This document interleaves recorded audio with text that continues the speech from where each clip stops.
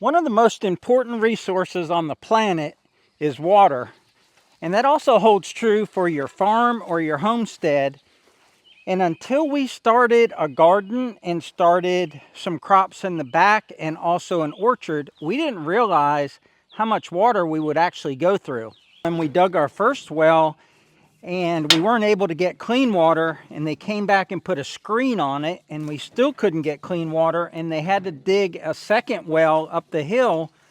So we resolved all of the well issues. We've got great tasting, great flowing water, but it's 140 foot down, and we've got, I think, a 1.5-horse well pump and 1.5-inch lines that bring water to our buildings. And then we've trenched a lot of water underground with 1-inch PVC to get water like here to the garden.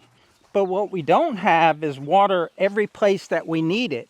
Our orchard is a good 300 feet, if not 400 feet away or behind the camera.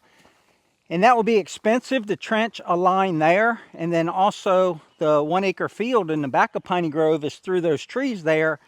Same distance, 400 or 500 feet of water lines. And that's just a lot of work and a lot of expense. So we had to come up with a solution to water the places that needed water. So this is what we use to water out at Piney Grove. We've got a Hyson Sector 750, which has about a 1,200 pound towing capacity. I think it's got a 800 pound hitch capacity. And that all becomes important because water is heavy. So I've got a 1.5 ton trailer here, and I've got my IBC tote. And my IBC tote can hold 275 gallons of water, but that can't pull that much weight. So we try to keep it between 100 gallons and 150 gallons. It's got about 150 gallons in it now. And at 8 pounds per gallon, that's something that we can reasonably take around the property. Now we've hooked up a 12-volt pump here, and this pump will pump at 5.5 gallons per minute. And I've already gone to the back watermelon patch and the magnolia trees around the property, and also the blueberry and peach trees and the pear trees, and I've watered them all, and I've already put out 400 gallons of water before I started this video. So that's a big consideration if you're going to grow things. If you're going to have an orchard, if you're going to have a garden, is how are you going to get water there? And what we're going to try and show you in this video is how much water it takes to water a 30 by 50 garden. I've got a whole video on how I built this setup, but basically I have a switch back here that's hooked to the UTV battery. I turn that switch on, it energizes this on-demand pump. I've got 3/4 hose coming out the bottom of the pump to the pump, or the bottom of the IBC tote to the pump. 3/4 hose running to this 5/8 hose, and I got 50 feet of 5/8 hose. That's the 100 gallon mark, and I wrote it over here, but here's the 200 gallon mark, and there's the 100 gallon mark. So we got about 150 gallons in here. And now here's where it becomes important to know how much water it takes, because you need to get that water there. And if you don't have an IBC tote, how are you going to get it there? I thought that we could move water around in that cart in 5-gallon buckets. So when we first put in our orchard, I watered it with 25-gallon buckets in back of that trailer. And the problem with that is that it sloshes so much that you lose a lot of your water.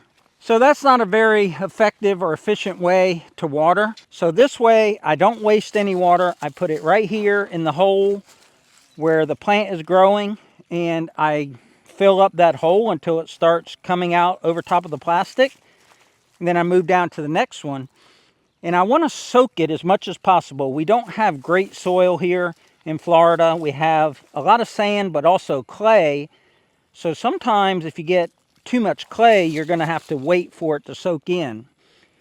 So that's what I'm doing now. I'll water, then I'll water this row, and then I'll come back and water this row again.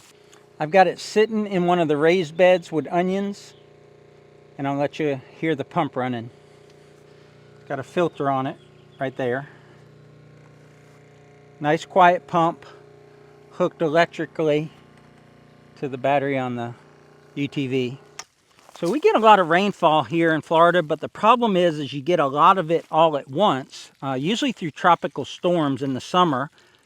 And it's just not a reliable way to get water for your plants. And one thing that I found about raised beds is they take more water than the plants that are in the actual soil, the actual dirt here. And I think it's because I have a lot of wood chips and stuff underneath here, and it kind of lets the water filter through. What I really like about an IBC tote rather than using the hose, because there's a hose right behind the camera. We ran line to this, a water line to this garden, is that I can fill that IBC tote with my well pump and it only cycles once. And by cycling, I mean it kicks on, it fills up the IBC tote, and then I'm done. Whereas if I were to run a sprinkler here or a drip irrigation system, my well would come on and then start building up pressure. And when the pressure got too high, it would keep watering, but then the pump would kick off. And then as it continued to water, then the pressure would drop, the pump would kick on. And if you water for 2 or 3 hours, you'd probably cycle your pump, I don't know, 50 times or so. I've never done a test on it, but all of that puts wear on my well pump, and those things are $1,800. The second reason I don't do that is because that would be a waste of water. I don't need anything out here. This can get as dry as it wants to get. The wood chips are locking in the moisture, not allowing the sun to evaporate. So this is good out here. It doesn't need to be watered. The only place that needs to be watered is under the plastic, and all of the plastic doesn't need to be watered, only where the plant is. There's roots like of these green beans only go out a few inches. So why water, 18 inches this way and 50 feet this way? It's just no need for it. It's a waste of water and a waste of a natural resource. It's 96 degrees and it's so hot out here that the camera quit working because it overheated, and I actually had to go in the house and put it in the refrigerator for a minute. But everything's all set. We're back to recording, and it just reminded me that I need to protect my skin a little better. And this is not a sponsored video, but this is a Columbia Omni Freeze Zero neck gaiter. Just got it in from Amazon yesterday. I have several of these, but they're starting to get worn out. And we're not sponsored by Columbia. We're just impressed by their product. But this really helps in this heat to wick away the moisture. So I put it around my neck and around my face if I'm not talking to the camera. And just really helps me get through a hot day. So while the camera was cooling down, I kept watering, and I want you to leave a comment right now before the end of the video on how many gallons of water it's going to take to water this garden, keeping in mind I'm only watering around the individual plants. And then I want you to edit your comment after you've watched the whole video and tell me, if you're shocked by how much that it takes. Because honestly, I've been shocked by how much water it takes to do a 30 by 50 garden. So remember, we started around 150. I have not finished these 2 rows yet, and we're down to 75 gallons. Now I super soaked the raised beds down there with the onions because they were really dry, but I also gave the beans a lot of water as well because they're still producing a lot of beans. So I'm using water at a pretty good rate here, and it's going to be interesting to see if I can get through the whole garden, because I'm not going to partially water it. I'm going to water it as well as it needs to be watered, even if I have to go fill that IBC tote again. But I'm putting the wand right down in the hole that's burnt in the landscaping cloth, and that way that water is just concentrated right there around that plant. So when it comes to watering, you don't want to wait until your plants are stressed out, because you want them producing the vegetables so you can enjoy them at dinner time. And if they're trying to survive instead of thrive, they're just not going to produce fruit as well. First thing I like to do is go all the way down to the end of the row with the hose and try to keep it right in the center here so I don't damage any plants, and then work my way back. And if you're wondering, how long does the UTV battery last when it's pumping water? I'll say that I've never had an issue with it as far as starting after I've been watering, except for today, when I was putting out 400 gallons of water all around the property, and at the very end it started real slow, so I could tell that was a drain on the battery. But I put a trickle charger on it while I ate lunch, and it's good to go now. So I would say, like for a garden this size, the battery on the UTV will run the pump the whole time. Corn loves 2 things, and that's nitrogen and water. So when I'm watering my corn, I'll water it once down that row, let it fill up the hole that it's planted in completely, and then I'll come back and just keep soaking it. And there's plenty of signs corn will give you if it's not getting enough water. These have brown on their leaves, but that's not from lack of water. They would look very wilted if they weren't getting enough water. I'm going to give you a pointer here on growing watermelon that I'm not practicing myself, but I'm going to next year, and that's to put a stake where the watermelon vine is, because they're covering 2 rows now, and I've got to get water over here to where they're growing because there's no stem going into the ground on this row. This is just a blank row. It would be so much better if I had marked that so I could find that. We're down to 50 gallons now. This corn on this side is watered. I'm going to hit this one on this side a little bit, but we put out 100 gallons so far. So what do you think? Is it surprising? Is it less than you thought? Is it more than you thought?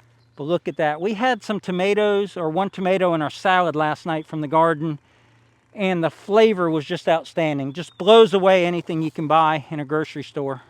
We have picked at least 3 5-gallon buckets of cucumbers off these plants, and I've been watering them regularly.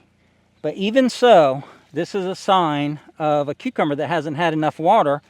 The vines have looked great. We've had good pollination, but even with my diligence, I've still got some of these fruits that aren't watered as much as they should be, or at least that's the indication that cucumber is telling me. And you say, well, it's still a good cucumber, but the problem is when it's like this, there's probably at least 1 bitter spot in that cucumber. So I found a round-ended cucumber like they should be. See how round that one is? But it's right next to one that's pointy-ended, so I don't really understand that. But we're down to the final stretch here. I only have 5 or 6 more cantaloupes to water, and then we'll look at the tank and see how much we put out. But when it comes to gardening, you know, your soil may hold water more or better. Your soil may be more fertile. You know, there's just so many variables when it comes to the moisture content in your soil. So you just got to let your plants kind of tell you how much water that they need. And another thing I thought about with rain is that when you have black plastic or landscaping cloth like this, if you get like an inch of rain, it may not necessarily soak the plant in the cloth. You would need quite a bit of rain to get in that hole and really soak the dirt down in that hole. So this may actually be a little bit drier method of growing than if you just planted it directly into the dirt or the soil. But then again, if you did that, you would have lots and lots of weeds soaking up your water as well. But I'm feeling like everything now is watered. The tank is, for all intents and purposes, the tank is empty. So if I was watching someone else's video and they posed that same question of how much water does it take to water this garden, I would have said about 100 gallons. And we just put out around 150 gallons. And I would say that we totally saturated everything real good, and it won't need water for 2 more days unless we get rain.